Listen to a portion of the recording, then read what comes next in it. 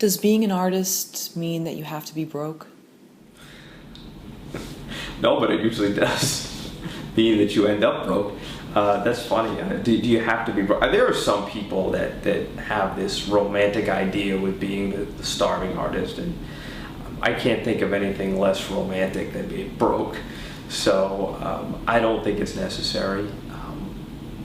But I do think that art isn't known for making people a lot of money in the early stages.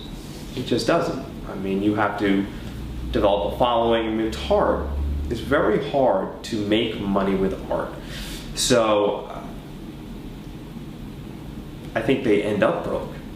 And that kind of, it's interesting you'd ask me this, because I've lived kind of a different life. I always focused on the practical side. And you know, if you want to be successful in the entertainment business, you gotta have talent. That's important. Timing is important. Like, I missed the talk radio boom by about a decade. Maybe if I had gotten in 10 years ago, before there was 5,000 conservative talk show hosts out there. There's only a couple you know about. You know, you're about Rush and Glenn and Hannity. And then you've got your Mark Levin, your Michael Savage. You've got those guys that have made it to the national syndicated level. But I kind of missed that window by about 10 years. So it's not new anymore. So timing's important as well. And then finally, a willingness to do whatever it takes. And so the question then becomes, how long are you willing, and how would you personally define whatever it takes? In my case, I was never willing to be that starving artist. I just didn't want it. Even if you look at bands like the 80 rock bands like Poison, Motley Crue, they talk about those lean years. They weren't 10 years. They were a year or 2 or 3. And then they weren't living in rat-infested, you know, warehouses for a decade straight. If that's your life, you're probably doing something wrong.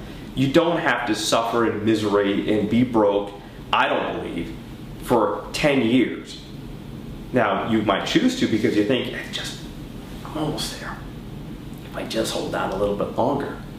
But probably something needs to change in your approach or what you're offering.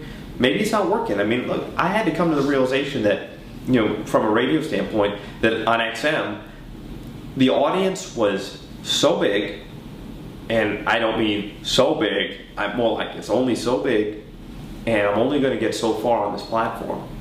And I realized that it was time to move on, so I made the choice to move the show. I have some other opportunities that I'm pursuing that might improve that situation. So you have to, you know, be willing to say, okay, this plan isn't working.